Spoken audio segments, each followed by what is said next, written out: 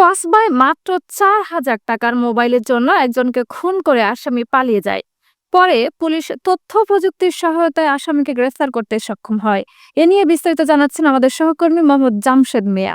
ব্রাহ্মণবাড়িয়ার কসবায় মাত্র ৪,০০০ টাকার মোবাইলের জন্য রানিয়ারা গ্রামের আয়েত আলীর ছেলে মহসিন মিয়া নামের ব্যাটারি চালিত অটোরিক্সা চালককে খুন করে লাশ পরিত্যক্ত করে রেখে পালিয়ে যায় রাসেল মিয়া নামের এক ব্যক্তি। তথ্য প্রযুক্তি ব্যবহার করে তাকে গত বুধবার রাতে চট্টগ্রাম থেকে গ্রেপ্তার করে পুলিশ। গ্রেপ্তারকৃতের তথ্য মতে আজ বৃহস্পতিবার সকালে খুন হওয়ার ১০ দিন পর একটি পরিত্যক্ত বাড়ির ঘর থেকে অর্ধগলিত লাশ উদ্ধার করে পুলিশ। মহসিনের মৃত্যুকালে স্ত্রী ও দুটি সন্তান রয়েছে।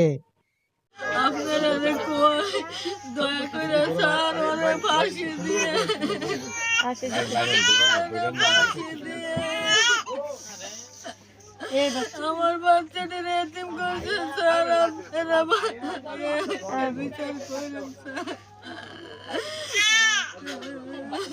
একটি ছেলে যার বয়স ৪০ দিন, অপর একটি মেয়ের বয়স ৩ বছর। গ্রেপ্তার হওয়া রাসেল মিয়া কসবা উপজেলার কোটি ইউনিয়নের বিষ্ণুপুর গ্রামের মন মিয়ার ছেলে। বর্তমানে থানা হাজতে রয়েছে রাসেল। পুলিশ, নিহতের পরিবার ও স্থানীয় সূত্রে জানা গেছে, মহসিন মিয়ার কাছ থেকে রাসেল মিয়া ৬,০০০ টাকা দিয়ে একটি পুরাতন মোবাইল সেট ক্রয় করেন। মোবাইল কেনার জন্য তিনি ৪,০০০ টাকা অগ্রিম প্রদান করেন, কিন্তু মহসিন মোবাইল থেকে নাম্বারগুলি অন্যত্র সরিয়ে নেওয়ার জন্য মোবাইলটি নিয়ে নেয়। মহসিন মোবাইলটি ফেরত দেয়নি। এ নিয়ে তাদের মধ্যে বিরোধ চলে আসছে।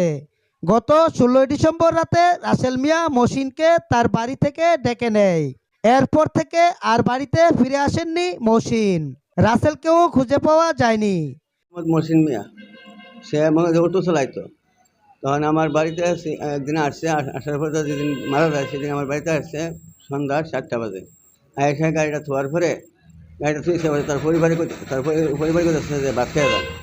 তো ভাত গরম করে তরকারিটা গরম করে আমি আইতাছি করে সে ভাত বেড়ে থুয়ে রাখছে। আমি ফোন দিয়েছি ৮টা ৮:৩০ বাজে। ফোন দেওয়ার পরে ফোনটা দিচ্ছে কাটটা দেওয়ার পরে দিয়ে তখন আমি চিন্তা করলাম যে ফোন কাটটা দিয়ে কোনো সময় ব্যস্ত থাকলে আসছে, ফোন কাটটা দিচ্ছে অসুবিধা নিয়ে আসবে। আমি মনে করেন যে গিয়ে মনে করেন 10টার দিকে ঘুমাই দিছে। ঘুমাই থেকে পরের দিন আমি গেছি, পরের দিন মনে করে এদিন আর আসছে না। পরের দিন দিনবেলাও আসছে না। পরের দিন আমার কাছে সন্ধ্যাবেলা ফোন করছে মেয়ে লোকে যে ওখানে তো আমার কোথায়ছে না। কে কোথায়ছে না, সব জায়গায় খোঁজাখুঁজি করছি, কোনো জায়গা বাদ নাই। এটা হলো 16 ডিসেম্বর থেকে 16 ডিসেম্বর থেকে মনে করছে বিকালবেলা আর কি 7টার দিকে। তখন মনে করছে খোঁজাখুঁজি করে আর পাই নাই। তখন মনে করছে আমি বাইক আইসা অনেক চিন্তা ভাবনা করে আসা। পরের দিন আমরা 17-18 তারিখে যাই আইয়া দিদি করছি বিচার 16 চাই তাদের ফাঁসি চাই।